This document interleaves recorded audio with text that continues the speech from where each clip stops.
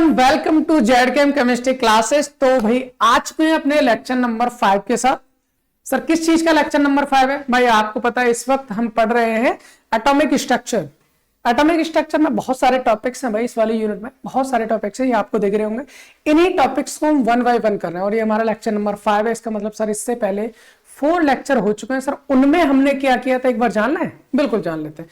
Sir अगर हम बात करें लेक्चर नंबर 1 और लेक्चर नंबर 2 में हमने इस यूनिट का बेसिक समझा था कि एटॉमिक स्ट्रक्चर एक्चुअल में होता क्या है, क्योंकि अगर वो समझ में आ गया तो पूरी की पूरी यूनिट हमारी बहुत ही चुटकी में आसानी से क्लियरली समझ में आ जानी है। सर हमने पहले और दूसरे लेक्चर में हमने इसका बेसिक समझा था। जब हम लेक्चर नंबर 3 लेके आए थे तो वहां पर हमने जाना था एटॉमिक ऑर्बिटल्स कौन कौन सी होती हैं और उन एटॉमिक ऑर्बिटल्स की शेप क्या होती है, उनमें नोड क्या होते हैं। आई होप उतनी बात आपको समझ में आ गई होगी, उसमें तो कोई प्रॉब्लम थी नहीं। सर जब हम लेक्चर नंबर किस में आए थे, 4 में आए थे, वहां पर हमने ऑफ और रूल्स को डिटेल पढ़ा था, अच्छे से समझा था, सारे कंसेप्ट क्लियर किए थे। सर आज की अगर हम बात करें तो हम इसमें कौन सा टॉपिक पढ़ने वाले हैं सर, क्योंकि हमने इस मतलब जो सिलेबस है हम उसके अकॉर्डिंग नहीं, बट हम अपने अकॉर्डिंग उस वे में चल रहे हैं कि हमें एक रिदम में जाना है ताकि हमें आने वाला जो टॉपिक है उसको पढ़ने में कोई प्रॉब्लम ना क्रिएट हो। भाई अब उसके बाद अगर हमें जानना है तो बेस्ट मेथड हमारा ये है, बेस्ट मेथड हमारा ये है कि हम इसमें पढ़े क्वांटम नंबर्स। क्वांटम नंबर्स अगर हमें क्वांटम नंबर्स पढ़े तो हमारी बहुत सारी जो प्रॉब्लम्स हैं आने वाली है वो सारी की सारी सॉल्व हो जाएंगी। चलिए फिर आज का टॉपिक हम स्टार्ट करते हैं, क्वांटम नंबर्स। उससे पहले मैं आपको बता दूं भाई, क्या बता दूं, वैसे हम बीएससी 4th सेमेस्टर केमिस्ट्री का जो पेपर है जिसका नाम है हमारा, जिसका नाम क्या है भाई, quantum mechanics and analytical techniques की ये यूनिट नंबर 1 चल रही है। और इसमें हमने आपको बता दिया था कि इसमें हमारी ये 8 यूनिट थी जिसको हम 1 बाय 1 सारे कवर करने वाले हैं। ठीक है, तो पहली यूनिट हमारी एटॉमिक स्ट्रक्चर है, उसी के हम टॉपिक्स कर रहे हैं। तो भाई ये हमारा लेक्चर नंबर 5। चलिए फिर लास्ट लेक्चर में हमने क्या जान लिया था भाई, लास्ट लेक्चर में हमने ओवो प्रिंसिपल पढ़ ही लिया था। Now we have to start quantum numbers. चलिए भाई एक काम करते हैं, पहले एक छोटी सी प्यारी सी क्वांटम नंबर डेफिनेशन डाल देते हैं। क्वांटम नंबर, ठीक है सर, क्वांटम नंबर्स हमने डाल लिए हेडिंग, और इसको हेडिंग तो भाई ऊपर डाली जाते हैं, नीचे क्यों डाल रहे हैं हम, ये तो हम भी ऊपर ही डालेंगे, टेंशन ना लो। ये डाल दिया हमने ऊपर, ये होगी हमारे पास हेडिंग क्वांटम नंबर्स। अभी हम इसके बारे में बहुत ही प्यारी प्यारी चीजें जानने वाले हैं जो हमें पता भी होंगी या हो सकता है बिल्कुल भी ना पता, सब तरह से जानने वाले भी। क्वांटम नंबर्स की अगर हम बात करें सर, क्वांटम नंबर्स एक्चुअल में क्या बताते हैं भाई, क्वांटम नंबर्स होता है ना, इलेक्ट्रॉन के बारे में कुछ इंफॉर्मेशन बताते हैं, बेहतरीन इंफॉर्मेशन बताते हैं, उसकी प्रोबेबिलिटी बताते हैं कि इलेक्ट्रॉन कहां मिल सकता है, उसकी टोटल इंफॉर्मेशन के बारे में बताते हैं। चलिए फिर एक काम करते हैं सर, यहां पर क्वांटम नंबर्स क्या बताता है एक लाइन में बताना। सर हम बोलेंगे यहां पर quantum numbers tales about the information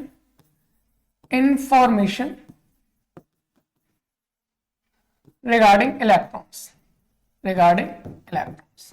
sir electrons के रिगार्डिंग जो भी इंफॉर्मेशन होती है ना वो हमारे क्वांटम नंबर इजीली बताते हैं। मतलब क्या सर, मतलब हम ये बोल सकते हैं सर जो क्वांटम नंबर्स होते हैं इनकी पाए जाने की जो प्रोबेबिलिटी होती है ना उसके बारे में बहुत अच्छा से इंफॉर्मेशन देते हैं। तो हम बोल सकते हैं टेल्स अबाउट द प्रोबेबिलिटी, किस चीज के बारे में बताते हैं, probability of electrons, bye probability of electrons. कहां बताएंगे भाई, tales about the information of electron. भाई इलेक्ट्रॉन के बारे में क्या बताएंगे, tales about the probability of finding electrons. ठीक है ना, फाइंडिंग इलेक्ट्रॉन्स मतलब हम ये बोल सकते हैं पाए जाने वाले इलेक्ट्रॉन्स के बारे में, टोटल उसकी प्रोबेबिलिटी के बारे में बताते हैं। सर अगर हम कहें इलेक्ट्रॉन जो क्वांटम नंबर्स होते हैं कितने टाइप के होते हैं, अगर टाइप्स ऑफ क्वांटम नंबर की बात करें तो यहाँ पर ये क्वांटम नंबर्स एक्चुअल में बहुत ज्यादा नहीं भाई, यहाँ पर जो क्वांटम नंबर्स है वो हमारे केवल 4 टाइप के होते हैं। इधर ये लिख लेते हैं, यहाँ पर लिखते हैं हम सबसे पहले क्या sir, types of quantum number बताइए। बिल्कुल बता लेते हैं, टाइप्स ऑफ क्वांटम नंबर। ठीक है sir, types of quantum number की बात करें तो भाई क्वांटम नंबर अपने पास होते हैं ओनली द 4 टाइप्स, और यही चारों टाइप के क्वांटम नंबर्स हमको डिटेल इंफॉर्मेशन बताते हैं इलेक्ट्रॉन के बारे में। भाई एटम के अंदर इलेक्ट्रॉन है, लेकिन कहां है, किस जगह है, उसके बारे में पता करना है। चलिए फिर पता कर लेते भाई टाइप्स ऑफ क्वांटम नंबर की। सर क्वांटम नंबर 4 टाइप के, कौन कौन से? पहले का नाम होता है प्रिंसिपल क्वांटम नंबर। क्या हो जाएगा भाई? प्रिंसिपल क्वांटम नंबर होता है, ठीक है सर। दूसरा क्या होता है? Azimuthal quantum number. इसका एक दूसरा नाम भी होता है, अभी जान लेंगे कौन सा होता है। फिलहाल अभी के लिए मैं आपको बता दूं, प्रिंसिपल क्वांटम नंबर को स्मॉल एल से एन से दिखाते हैं और एजीम्यूथल क्वांटम नंबर को हम स्मॉल एल से दिखाते हैं। सर और क्या होता है? सर एक होता है हमारे पास magnetic quantum number. Magnetic quantum number क्या होता है? मैग्नेटिक क्वांटम नंबर, इसको हम स्मॉल एम से दिखाते हैं। The last one is spin quantum number which is denoted by small. I hope इतनी बात तो समझ में आ रही होगी। सर अभी तक हमने केवल इतना जाना है कि क्वांटम नंबर क्या करते हैं। सर क्वांटम नंबर इंफॉर्मेशन देते हैं हमारे इलेक्ट्रॉन के बारे में, ठीक है। सर क्या इंफॉर्मेशन देता है अभी तो हमें पता नहीं। कितने टाइप के क्वांटम नंबर से ये बता दिए सर? 4 टाइप के होते हैं। ये 4 है, इसका मतलब 4 हो। ये अलग अलग टाइप की इंफॉर्मेशन के बारे में बताएंगे, अलग अलग टाइप की इंफॉर्मेशन के बारे में बताएंगे। चलिए ठीक है सर, हमें बता दीजिए कौन सा किस इंफॉर्मेशन के बारे में बताता है। 1 बाय 1 सबको ले लें? बिल्कुल ले लीजिए सर। तो यहां पर हम सबसे पहले बात करते हैं principal quantum number. Principal quantum number जिसको हम दिखाते हैं स्मॉल एन से, ठीक है सर। प्रिंसिपल क्वांटम नंबर हमने ले लिया है, इसको जरा यहां पर रखिए, इसमें कोई समस्या है नहीं। अब हम बात करते हैं प्रिंसिपल क्वांटम नंबर की। क्या बताता सर? प्रिंसिपल क्वांटम नंबर बताता है हमारे सेल के बारे में। सर किसके बारे में बताएगा? सेल के बारे में बताता। तो यहां पर लिखना सर टेल्स अबाउट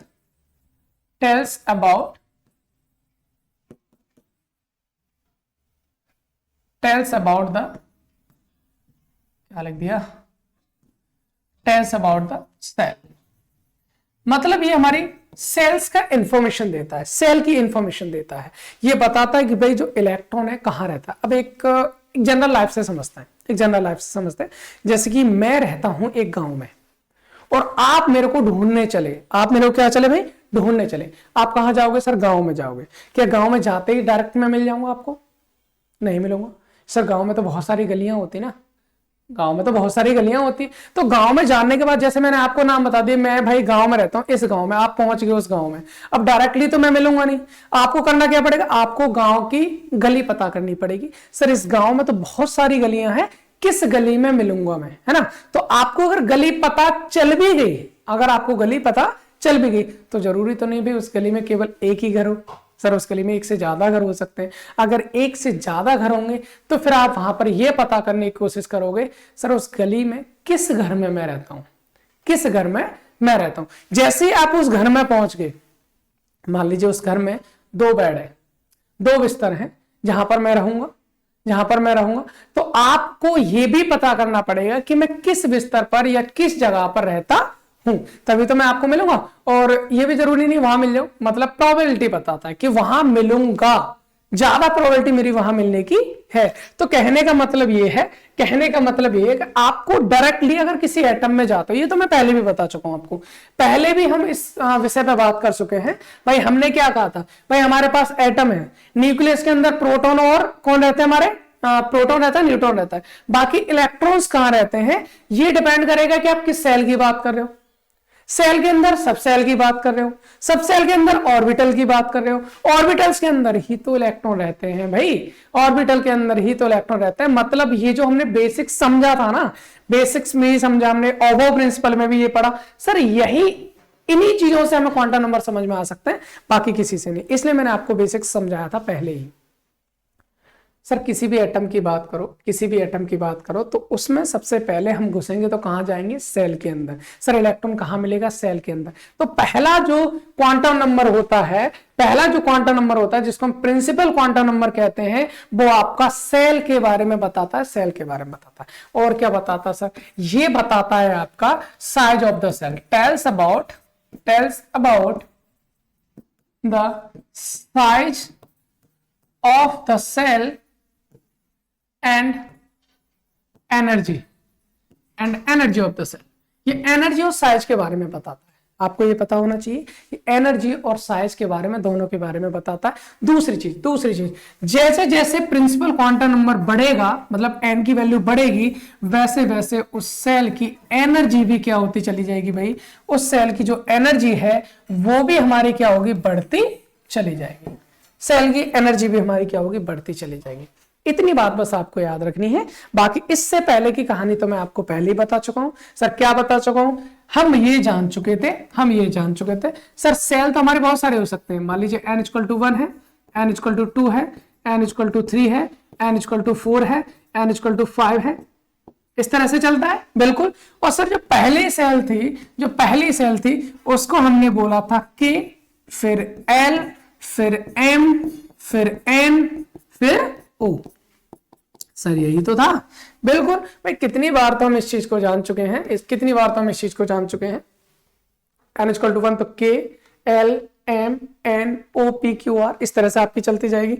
तो भाई आपको समझ में आ रहा होगा कि जो हमने पढ़ लिया है ना, एक्चुअल में जो हमने पढ़ चुके हैं सर, वही उन्हीं को देखना है कि इनमें से किसको हम क्वांटम नंबर कह रहे हैं। तो जो हमने एटम के चारों ओर जो सेल थी ना, उन सेल के नंबर को कि कौन सी सेल है, वही हमारा पहला क्वांटम नंबर, मतलब प्रिंसिपल क्वांटम नंबर होता है। आई होप इतनी बात तो आपको समझ में आ गई होगी। इसमें आपको कोई प्रॉब्लम नहीं होनी चाहिए। चलिए सर, ये भी कोई प्रॉब्लम नहीं थी। अगले क्वांटम नंबर की बात करते हैं। उसका नाम है हमारा एजीम्यूथल। एजीम्यूथल का दूसरा नाम भी बताया था मैंने। क्या बताया था? Angular momentum quantum number. Angular momentum quantum number, जिसको हम किससे दिखाते हैं? स्मॉल एल से दिखाते हैं। किससे दिखाएंगे हम? स्मॉल एल से दिखाएंगे।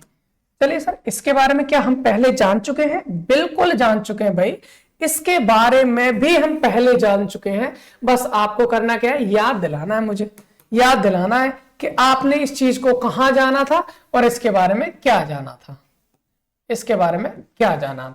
चलिए सर, बता दीजिए फिर क्या जाना था हमने, क्या जान चुके हैं इसके बारे में। एजीमुथल क्वांटम नंबर बोल दो या फिर एंगुलर क्वांटम नंबर बोल दो, ये है हमारा सेकंड क्वांटम नंबर, है ना। तो ये आपको बताता है एक्चुअल में tales about the subshell. Sir ये सब सेल की एनर्जी और सब सेल के बारे में बताता है। कितनी सब सेल है आपकी, है ना, कौन कौन सी सब सेल आएंगी हमारी, उन सब चीजों के बारे में बताता है। सर कैसे बताएगा, जरा बताएंगे। बिल्कुल, अगर यहां से हम टोटल वैल्यू देखें ना भाई, अगर आपकी टोटल वैल्यू देखें, किसकी वैल्यू देखें? एल की। तो एल की टोटल वैल्यू ऑफ एल, मतलब एजीमुथल क्वांटम नंबर की जो टोटल वैल्यू है वो हमारी क्या होती है? वो होती है हमारी 0 to n-1, 0 से n-1 के बराबर होती है। सर n की वैल्यू जितनी भी होगी उसके अनुसार, जैसे हम करके देखते हैं भाई, इसको हम करके देखते हैं तभी हमारी समझ में आ जाएगा। जैसे मान लीजिए पहली सेल थी हमारी n = 1, n = 2, n = 3, n = 4, n = 5, इस तरह से हमने ले लिया। ठीक है, आई होप इसमें तो कोई प्रॉब्लम होगी नहीं, ये तो सर आसान सी चीज है। ठीक है, अब ये n की वैल्यू ले ली। अगर मुझे चाहिए भाई l की वैल्यू, किसकी वैल्यू चाहिए मुझे? l की वैल्यू चाहिए। ठीक है, l की वैल्यू यहां पर चाहिए मेरे को। तो अगर मैं यहां पर ये दे रखा है n, किसकी वैल्यू भाई, ऐसा लिख देता है, ये है n की वैल्यू और यहां चाहिए मुझे l की। ठीक है, अब देखिए कैसे करना है। l की वैल्यू क्या है? 0 से n-1। तो n की वैल्यू कितनी है? 1 है, तो 0 तो रहेगा ही रहेगा। 0 के बाद रहता है n-1। अगर मैं 1 में से 1 को माइनस करूंगा तब भी 0 बचेगा। मतलब अगर हमारे पास l = 0 1 है, n = 1 है, तो l की वैल्यू केवल 1 होगी, दैट इज 0। सर आगे बताइए। अगर मैं n की वैल्यू कर दूं 2 तो 0 तो रहेगा ही रहेगा, बिल्कुल रहेगा सर, 0 रहेगा। 0 के बाद और कौन रहेगा भाई? 0 के बाद अगर मैं से देखूं 0 के बाद 1, यहां पर देखो 2 रखता हूं n की वैल्यू, 2 - 1 1 बचेगा, यानी 0 और 1 रहेगी इसकी वैल्यू। ठीक है, और क्या रहेगी भाई?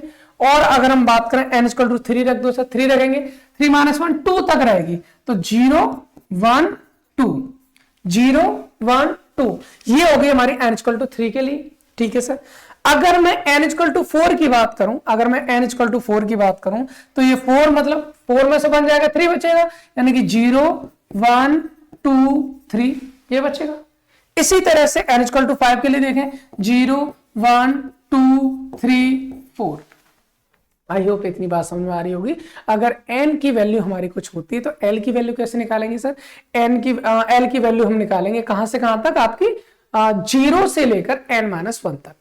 अच्छा, यहां पर भी देखना है आपको, देखना है, क्या देखना है सर? कहां से कहां तक की होगी ये तो पता चल गया, लेकिन इसमें भी जो l की वैल्यू होती है, वो आपकी जो l की वैल्यू होती है वो किस चीज को रिप्रेजेंट करती है?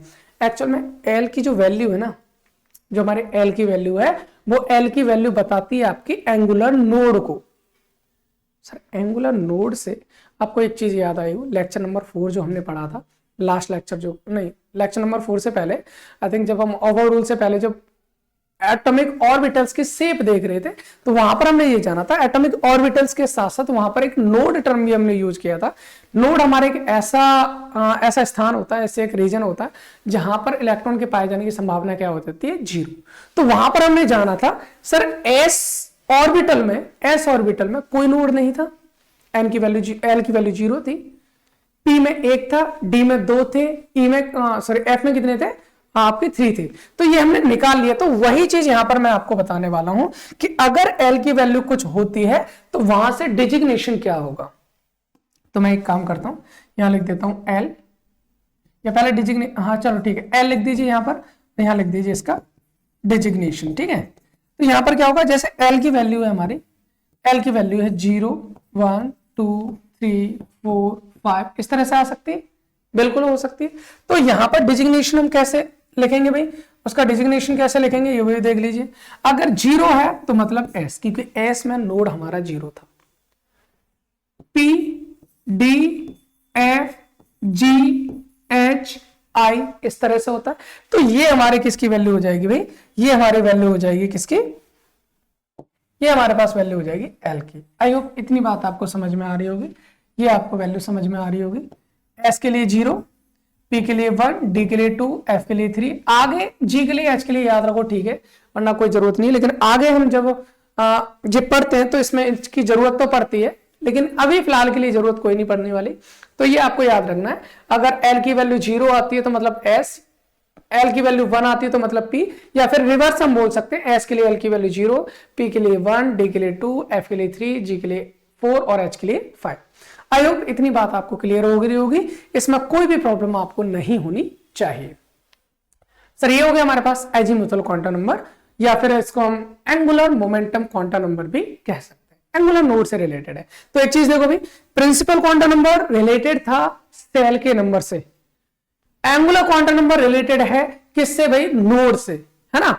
अभी हम निकालते हैं भाई, ये क्या बता रहा है? सेल ही तो बता, सब सेल ही तो बता रहा है, तो मतलब ये tells about the subshell. Now come to the number 3, और भाई इसका नाम क्या है? इसका नाम है sir magnetic quantum number, magnetic quantum number. Sir magnetic quantum number को ना स्मॉल m से दिखाते हैं, ठीक है सर, स्मॉल m से दिखा लेते हैं। यहां पर हमने लिख दिया है ये मैग्नेटिक क्वांटम नंबर। अब मैग्नेटिक क्वांटम नंबर की बात करते हैं कि मैग्नेटिक क्वांटम नंबर एक्चुअल में क्या होता है। चलिए सर देख लेते हैं मैग्नेटिक क्वांटम नंबर क्या होता है। मैग्नेटिक क्वांटम नंबर क्या बताता है सर? मैग्नेटिक क्वांटम नंबर बताता है tales about the orientation of orbitals, orientation of orbitals. Sir एक चीज देखो, मैंने क्या बताता, पहले गांव, फिर गलियां, फिर घर, मतलब कहने का ये पहले सेल, फिर सब सेल और फिर ऑर्बिटल्स। तभी तो जाके इलेक्ट्रॉन मिलेगा, तभी तो जाके इलेक्ट्रॉन मिलेगा। बिल्कुल सही बात है सर। जो मैग्नेटिक क्वांटम नंबर है वो बताता है आपको किसके बारे में इंफॉर्मेशन देता है, आपको ऑर्बिटल्स के बारे में इंफॉर्मेशन देता है। सर एम की टोटल वैल्यू की अगर हम बात करें, यहां लिख सकते हैं total value of m. Total value of m क्या होती है सर? 2l+1, 2l+1 होती है। क्या कहना चाह रहे हैं सर?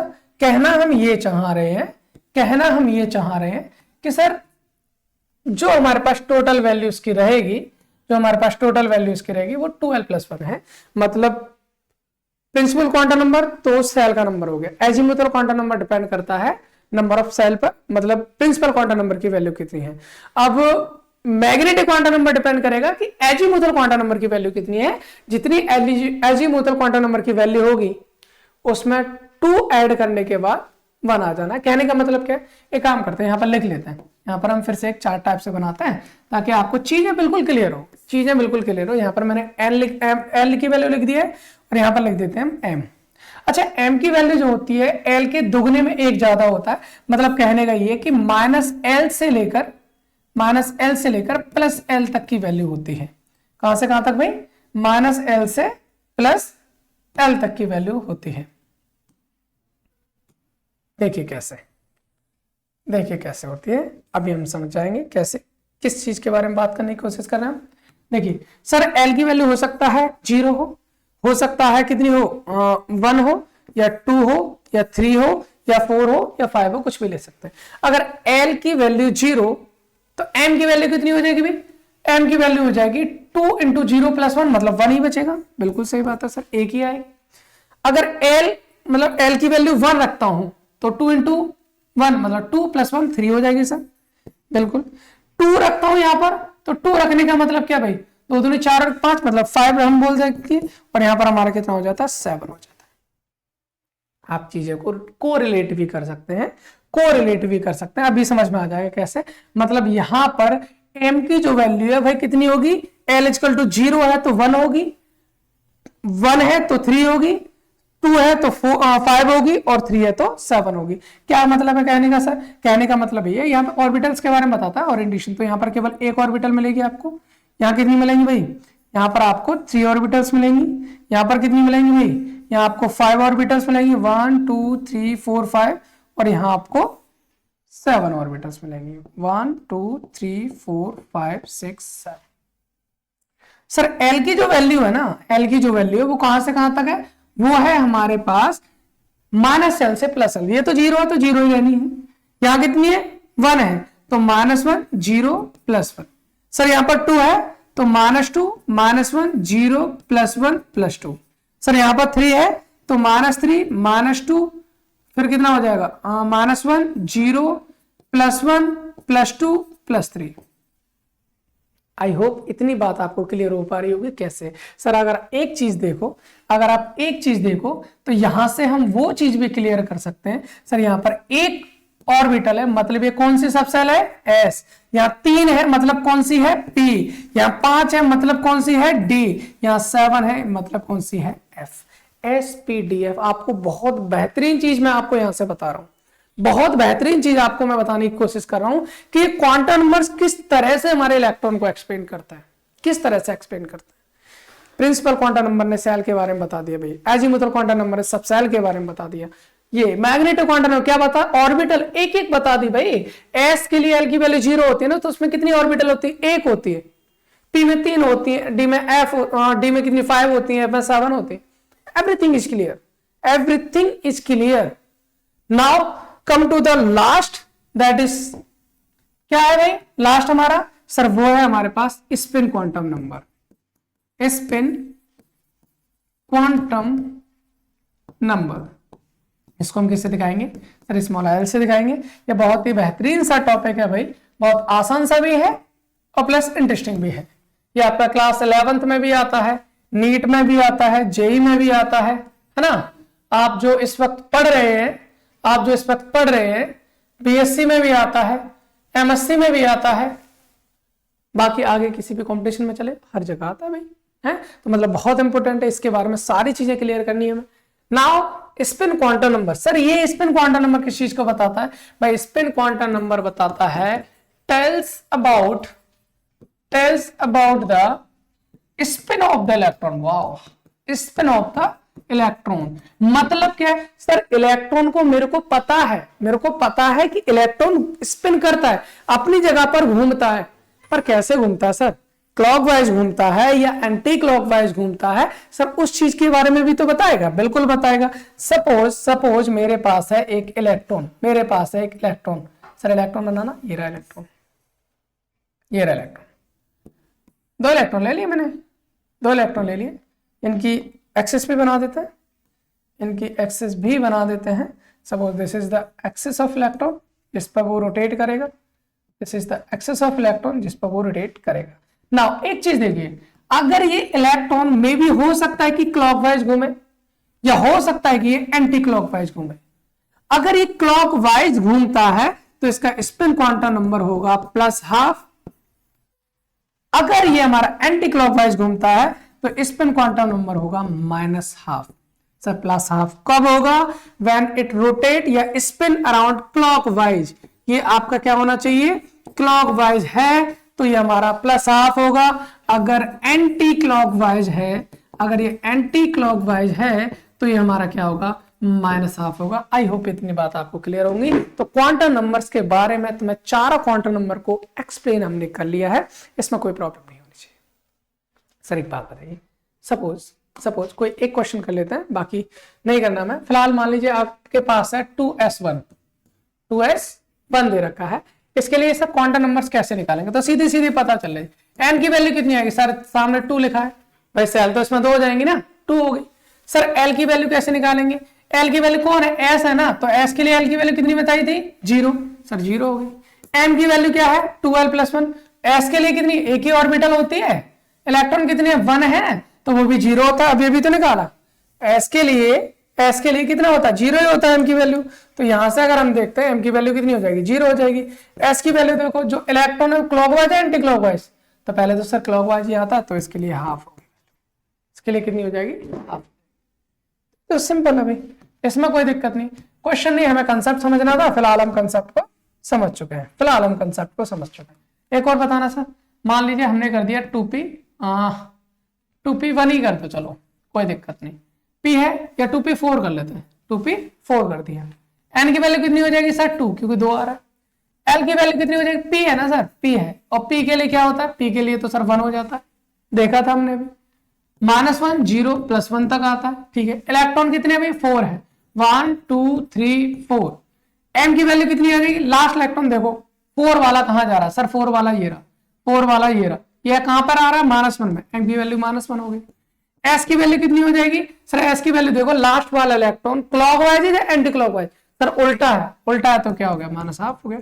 इस तरह से हम किसी भी इलेक्ट्रॉन कॉन्फ़िगरेशन के लिए चारों के चारों क्वांटम नंबर्स कैलकुलेट कर सकते हैं। आई होप पूरा का पूरा टॉपिक क्लियर हो गया होगा, इसमें कोई भी प्रॉब्लम नहीं आनी चाहिए। अभी हम एटॉमिक स्ट्रक्चर के जो भी अगला टॉपिक हमारा इससे के साथ रिलेट करेगा उसको हम लेके आएंगे। फिलहाल तब तक के लिए आपको केवल एक काम करना है, जिसको भी जरूरत है भाई इन टॉपिक्स की, जिसको भी जरूरत है आप उनको सबको ये टॉपिक जो है आप शेयर करेंगे सबको। आप जितने भी बच्चे हैं जो भी आप पढ़ने वाले हैं भाई, चाहे आपके कॉलेजमेट हो, क्लासमेट हो, बैचमेट हो, ट्यूशन मेट हो, जो भी है आपके फ्रेंड्स हैं, जिसको इन चीजों की जरूरत है वहां पर शेयर करो। चलो मिलते हैं अगले लेक्चर में एक नई एनर्जी के साथ, एक नए टॉपिक के साथ। इनमें से कुछ ना कुछ रहेगा हमारा। Thanks for watching.